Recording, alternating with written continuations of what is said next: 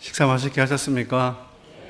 찬양하는 그 중에 회중, 여기 계신 분들을 봤는데 아주 흐뭇하게 바라보시는 분들이 여러분들 계셨는데 그 어떤 느낌이었냐면 나도 저럴 때가 있었다는 아주 흐뭇한 미소로 이렇게 아주 인자한 미소로 이제 동생들을 바라보시는 이렇게 우리 권사님들, 집사님들을 보았습니다. 오늘 헌신 예배를 드리는 우리 90 여성교회 회원분들과 이곳에 계신 분들은 지금 하루하루를 어떻게 살아가고 계십니까? 행복하십니까? 옆에 분에게 한번 물어보시기 바랍니다. 행복하십니까? 그 행복 속에도 불구하고 나는 참 바쁘게 살아간다고 여겨지신 분들 많죠. 아마도 대부분이 나는 참 바쁘게 살아간다고 말하는 것 같습니다. 하루에 12시간 일하는 닉이라는 사람이 어느 날 자신에게 배달된 한 통의 초대장을 보게 됩니다. 그 초대장의 내용에는 이렇게 쓰여 있었습니다.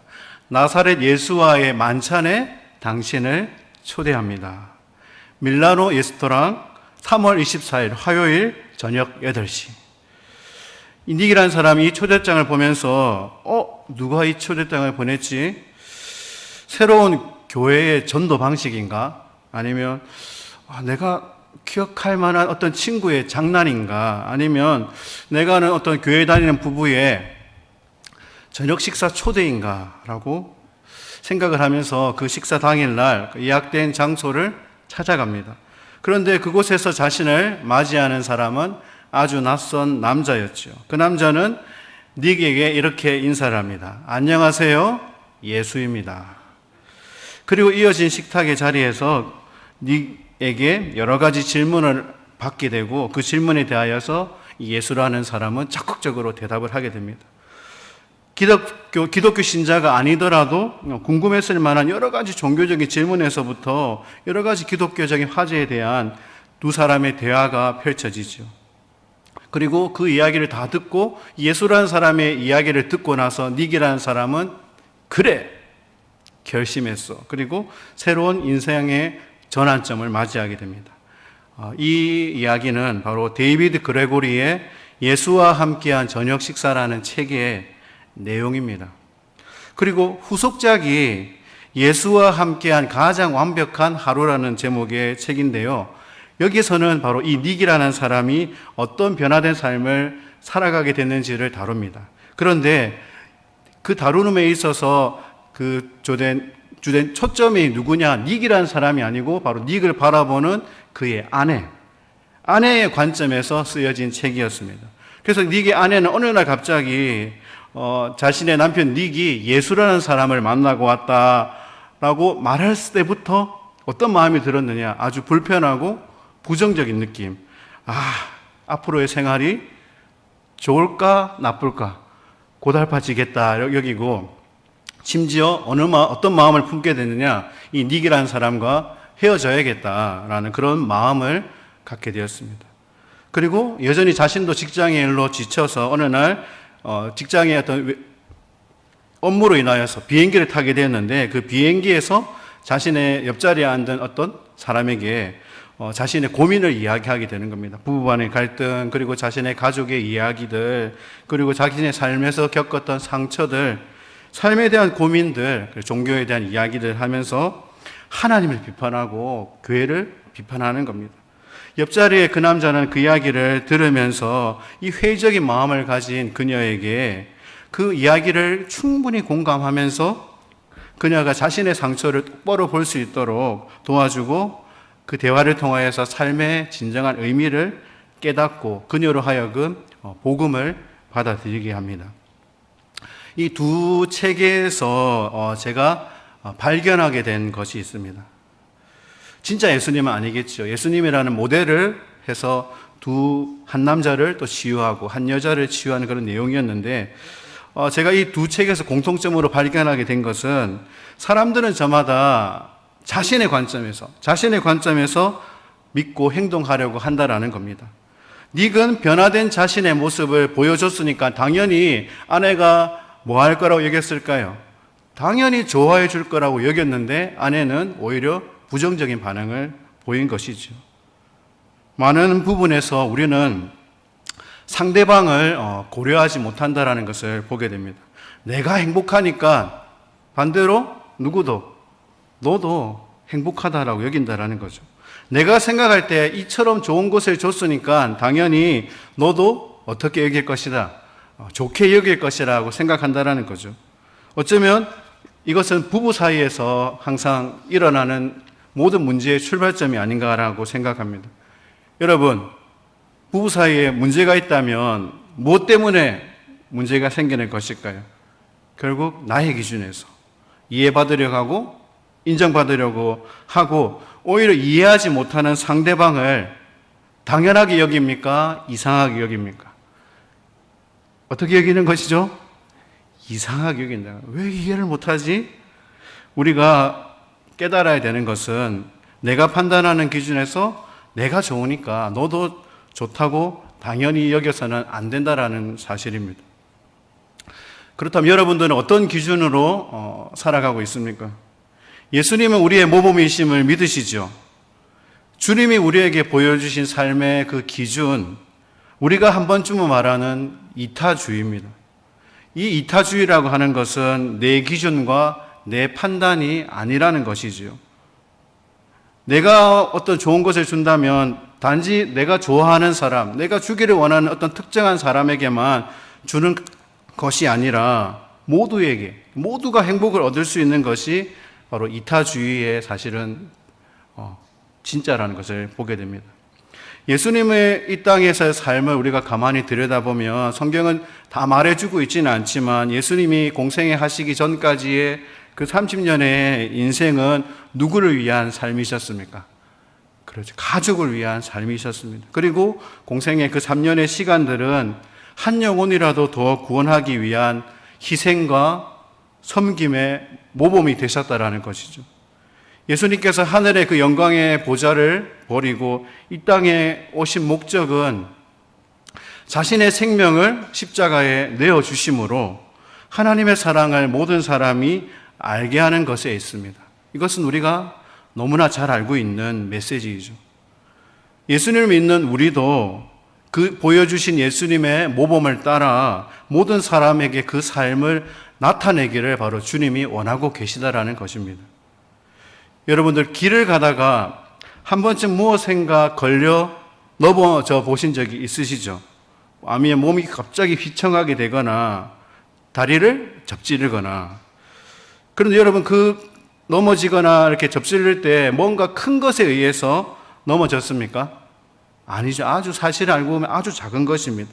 우리의 눈에 사실 보였다면 당연히 피해갔을 것이고 그것을 넘어갔다라는 겁니다. 대부분 그 튀어나온 것이 그 순간만큼은 우리의 눈에 보이지 않았기 때문에 거기에 걸려 넘어진다라는 겁니다.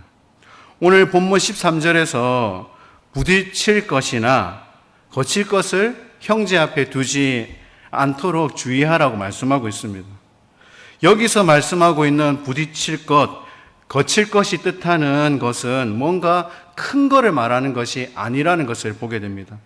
이 두 단어가 가지고 있는 원어의 의미도 이 부딪히는 것은 사람들로 하여금 비틀거리거나 넘어지게 만드는 장애물을 뜻하는 말입니다.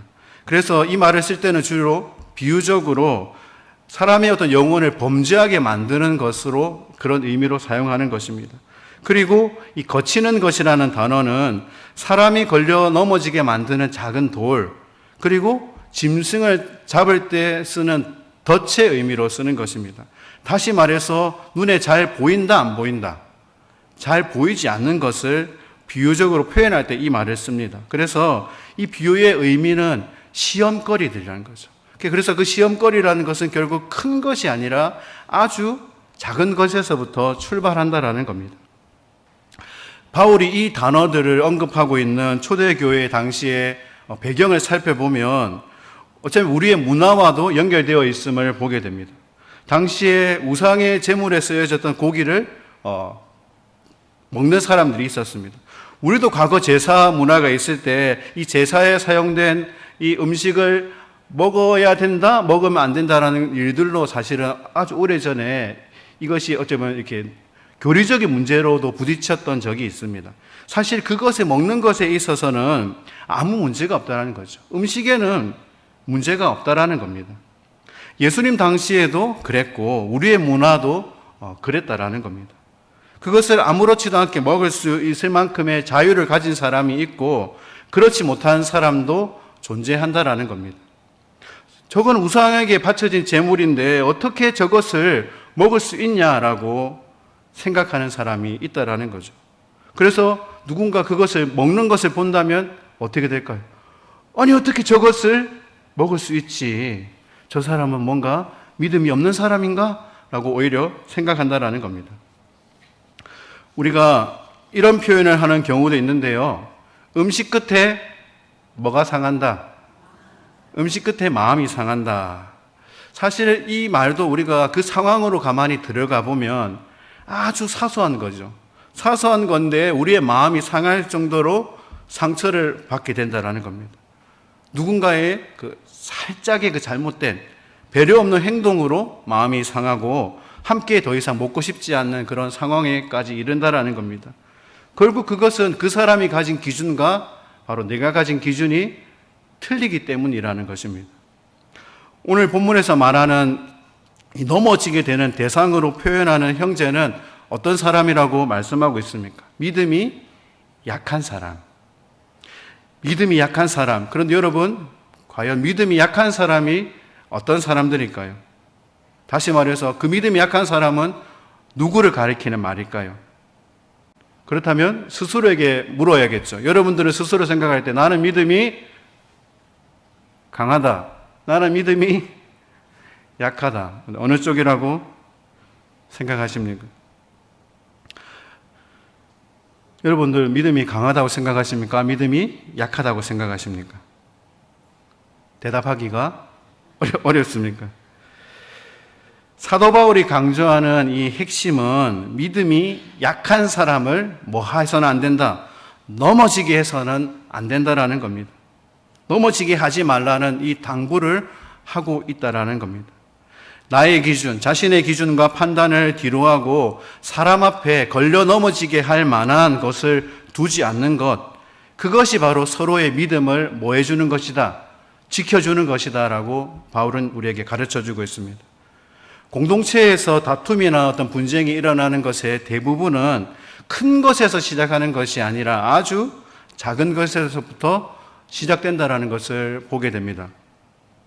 우리의 관심이 사실은 큰 것에만 있고 큰 것을, 큰 일을 해야 된다라고 여기기 때문이라는 겁니다. 그래서 아주 작은 것에는 마음을 두지 않는다라는 겁니다. 작은 것에 대한 희생을 당연한 것으로 여기고 그냥 지나쳐 버린다라는 사실이죠. 그러나 거듭 강조하지만 우리가 있는 이 모든 문제에 발생하는 이유가 결국 대부분 작은 것에서부터 발생한다는 것을 깨달아야 된다는 사실입니다. 예수님께서 공생의 사역을 하실 때 예수님은 제자들에게 끊임없이 말씀하셨습니다. 예수님이 겪게 될 고난과 또 예수님이 그 십자가에 죽으시고 난 이후에 그리고 이루어질 모든 그 심판에 대하여서 말씀하셨습니다. 그 속에서 예수님은 제자들에게 어떤 행동을 요구하셨느냐, 더욱 겸손하게 낮아져서 사람들을 섬길 것을 친히 몸소 행동으로 보이셨다는 것을 우리는 잘 알고 있습니다. 그러나 제자들은 여전히 큰 것에만 관심이 있고 자신들이 예수님 옆에 딱 있을 때 오른팔 왼팔 차지해서 받게 될 그 영광의 높은 자리만을 생각했다라는 것을 우리는 또 성경의 그 역사를 통해서도 보게 됩니다. 사랑하는 여러분, 저와 여러분들의 가지고 있는 우리 스스로의 어떤 판단하는 그 기준이 있다면 그 기준과 가치관이 바뀌기를 소망합니다. 예수님의 기준은 우리가 말하는 세상에서의 어떤 번영과 세상에서의 어떤 성공이 결코 아니라 정말로 우리가 주님의 말씀을 따라 가난하고 소외된 자들을 섬기고 정말로 누군가 목말라 할 때 그 목말라하는 사람에게 물 한 잔을 줄 수 있고 어쩌면 누군가 나의 도움을 필요로 하는 사람에게 차별 없이 차별 없이 그 사람을 섬겨줄 수 있는 것이 되어야 하기 때문입니다. 예수님이 강조하는 것은 세상에서의 큰 것이 결코 아니라는 것을 우리는 예수님의 말씀을 통하여서도 보게 됩니다. 마태복음 25장 40절에서 예수님은 어떻게 말씀하셨습니까? 어린아이 하나를 영접하는 것이 누구를 영접하는 것이다? 나를 영접하는 것이다 라고 말씀하셨습니다. 지극히 작은 한 사람에게 행한 것이 누구에게 한 것이다? 예수님에게 한 것이라고 말씀하셨다라는 겁니다. 그런데 우리는 그렇게 잘 합니까? 잘 못합니까? 우리가 잘 못하고 있다는 것을 사실은 인정할 수 있어야 되는 것입니다. 우리의 작은 배려와 우리의 작은 섬김이 결국 하나님의 나라의 확장을 가져다 주는 통로가 되며 그 작은 섬김이 우리 앞에 누군가 걸려 넘어지게 될 만한 그 작은 돌을 놓지 않는 것과 같다라는 것을 깨닫기를 원합니다. 그래서 우리는 이것을 위해서 단지 말로만 하는 것에 그치는 것이 아니라 오직 진정한 사랑으로 행해야 되는 것임을 믿습니다. 우리 15절 말씀을 함께 읽겠습니다. 15절 말씀입니다. 만일 음식으로 말미암아 내 형제가 근심하게 되면 이는 내가 사랑으로 행하지 아니함이라. 그리스도께서 대신하여 죽으신 형제를 내 음식으로 망하게 하지 말라. 여러분, 누군가 나로 인하여서 근심하고 있다라는 말을 듣게 된다면 여러분 어떤 반응을 보이시겠습니까? 원문에 따르면 이 근심은 상처를 받는 것을 뜻합니다. 누군가의 마음에 상처를 입혔다라는 거죠. 그런데 바울은 그것을 표현함에 있어서 그 대상이 어떤 누군가라고 말하고 있지 않고 너의 형제라고 말씀하고 있다라는 겁니다. 누군가가 근심하게 되면이라고 말하고 있는 것이 아니라 너의 형제가 근심하게 되면이라는 것입니다. 우리가 예수 그리스도 안에서 한 형제 자매입니다. 여러분 믿으십니까? 나의 형제, 나의 가족이라는 사실입니다. 우리 모두가 예수님께서 십자가에 내어주기까지 주신 그 사랑, 그 구원을 받은 것이 우리 모두라는 사실입니다. 모두가 차별 없이 예수님께로부터 내가 좀 더 특별하기 때문에 나만 받은 것이 결코 아니라 모두가 차별 없이 받았다라는 것입니다. 지극히 작은 하나에서부터 사랑으로 출발할 수 있기를 원합니다. 우리가 함께 바로 그 하나님의 나라를 세워가야 될 존재이기 때문입니다. 오늘 말씀의 핵심을 가만히 들여다보겠습니다. 우리 16절 말씀을 같이 읽겠습니다. 그러므로 너희의 선한 것이 비방을 받지 않게 하라. 한 번 더 읽겠습니다. 그러므로 너희의 선한 것이 비방을 받지 않게 하라. 바울이 말하고 있는 이 선한 것은 사실은 그 의미의 깊은 뜻은 예수 그리스도 안에서 주어진 자유함이라는 뜻입니다. 바울이 말하고자 하는 그 자유함은 아직 그 자유함을 갖고 있지 못한 사람에게는 상처가 될 수 있다는 사실입니다. 그래서 그 자유함을 갖지 못하는 사람에게 상처를 주는 것이 되어서는 안 된다는 것을 가르쳐 주고 있습니다. 누군가에게는 지극히 작은 것이 누군가에게는 큰 고통이 될 수도 있고 절망감을 심어줄 수 있는 것이라면 우리는 그 자유함을 사용하는 것이 아니라 오히려 그 자유함을 내려놓고 포기할 수 있어야 된다는 것을 우리에게 말씀하고 있습니다. 교회와 우리 교인들이 세상으로부터 공격받는 중에 많은 부분이 바로 바울이 말하는 이 선한 것이 포함되어 있다는 겁니다. 여러분 그것이 무엇이겠습니까? 그 자유함이 어떤 것이 있겠습니까? 어떤 종류가 있겠습니까? 어쩌면 우리가 가지고 있는, 내가 가지고 있는 어떤 신앙일 수도 있고 가치관이면 가치관일 수도 있습니다. 다시 말해서 내가 생각하는 것만이 옳다고 여기는 태도라는 겁니다. 그래서 다른 사람을 배려할 줄 모른다는 것이죠. 예수님께서는 섬기라고 말씀하셨지만 오히려 우리는 모든 것을 다 아는 것처럼 위에서 아래로 내려다본다는 겁니다. 교회에서 차를 타고 어디를 이동할 때 많은 얘기들을 하시죠. 세상 이야기도 참 많이 하시고 교회 이야기도 참 많이 합니다. 그런데 그 얘기의 대부분이 여러분 무엇인지를 차에 탔다고 만약에 생각되는 분들이 계시다면 죄송하지만 어떤 이야기들이 주로 오가는지를 한번 가만히 떠올려보시기 바랍니다. 이런 얘기를 해서 정말 죄송하지만 대부분 누군가를 사실은 살짝 뭐 하는 거죠? 살짝 누군가를 이제 욕하고 누군가를 살짝 디스하는, 누군가를 지적하는 그 이야기가 대부분이라는 것을 우리는 깊이 깨달아야 된 거예요.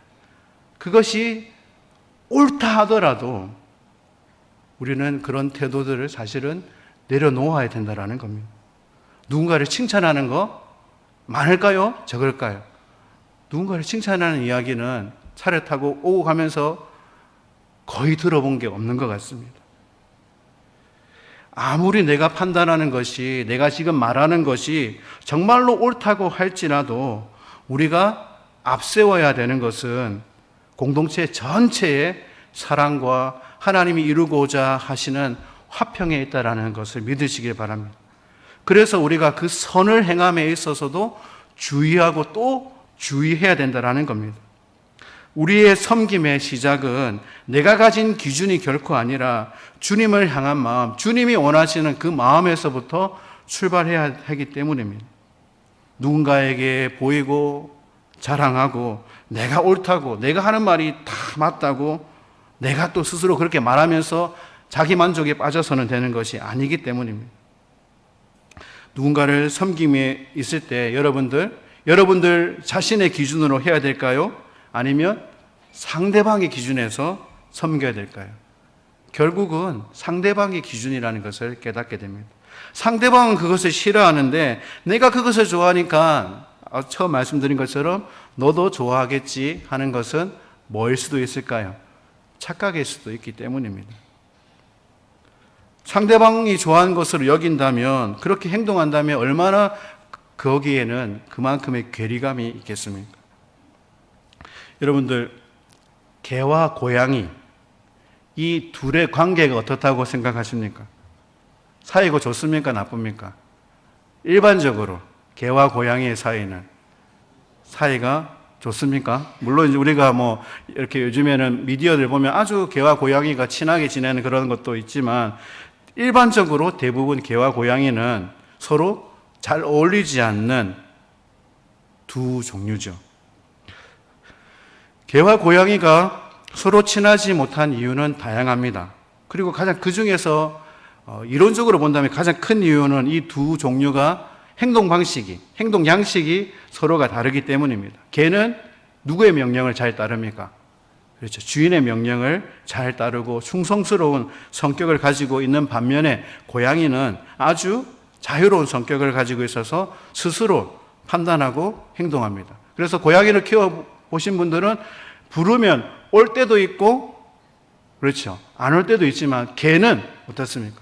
부를 때마다 온다라는 거죠. 제가 재미난 글을 보았습니다. 개와 고양이가 서로 친하지 못한 이유는 그들의 인사법 때문이다. 고양이를 만나서 반가우면 앞발로 상대방을 이렇게 쓰다듬는데, 그러나 개는 그것을 뭐 하는 것으로 받아들일까요? 나하고 싸우고자 한다는 것으로 받아들인다는 거죠. 개는 반갑다고 꼬리를 흔드는데 고양이는 그 꼬리 치는 것을 반대로 적대적인 것으로, 싸우고자 하는 것으로 받아들인다는 겁니다. 말씀의 결론을 내리겠습니다. 상대방을 배려하지 않는 선함은 결국 그 선함은 내 기준이 될 수밖에 없다라는 겁니다. 우리의 선함은 나에게 있는 그 기준이 아니라 주님이어야 하고 이타적인 것이 되어야 되는 것입니다. 그리고 상대방도 받아들일 수 있는 선함이어야 된다는 사실입니다. 우리의 선한 것이 비방을 받지 않기 위해서 우리의 기준과 우리의 생각을 바꿔야 되는 것입니다. 그렇다면 여러분들은 지금 무엇을 바꾸시겠습니까? 하나님 나라를 함께 세워갈 공동체로서 우리 모두에게 유익한 것들을 찾아낼 수 있기를 소망합니다. 오늘 헌신을 다짐하는 우리 90여성교회는 우리 동래중앙교회에서 가장 젊고 아름다운 막내들이시죠. 이 90여성교회가 이 새롭게 창조해 나갈 동네 중앙교회의 미래를 위해서 쓰임받고 더욱더 오직 선함으로 행하는 공동체가 되도록 이곳에 계신 우리 많은 선배님들은 어떻게 될까요? 왜 저래? 내 때는 안 그랬어? 라고 해야 될까요? 아니면 작은 행동이라도 믿어주고 사랑해주고 격려해주고 아껴주고 칭찬해줘야 될까요? 당연히 후자이겠죠. 사랑하는 것이라는 것은 결국 서로 다른 성격의 언어를 가진 사람들, 행동을 가진 사람들이 서로를 이해하고 존중하는 마음을 가지는 것이 선하다라는 것입니다. 결국 선한 것은 하나님 안에 있는 우리 모두가 하나님께로부터 받은 것임을 믿습니다. 그래서 이것이 진정한 하나님 나라의 본질이고 우리가 예수 그리스도를 섬기듯이 다른 누군가를 섬기는 통로라는 사실입니다. 우리가 하나님 안에서 우리가 받은 것으로 이것을 다른 어떤 누구에게도 비난받지 않도록 서로를 판단하지 않고 정말로 믿음의 확신을 가지고 사랑으로 행할 수 있기를 소망합니다. 오직 선함으로 어떤 상황에서든지 선함으로 맞설 수 있는 우리 모두가 되기를 간절히 소망합니다. 기도하겠습니다. 사랑의 하나님 아버지, 은혜와 사랑을 감사드립니다. 우리에게 선함을 주시는 그 하나님, 주님이 허락하신 이 아름다운 신앙의 공동체를 우리가 한 마음으로 세워갈 수 있도록 우리 자신의 판단을 내려놓고 이타적인 마음과 행동으로 서로를 섬기며 이해하고 또 배려함으로 함께 만들어가는 자들이 되게 하옵소서. 이 헌신에 참여하기를 결단하는 우리 모두에게 주님이 주신 은혜가 가득하기를 소망하며 귀하신 예수님의 이름으로 간절히 기도드립니다.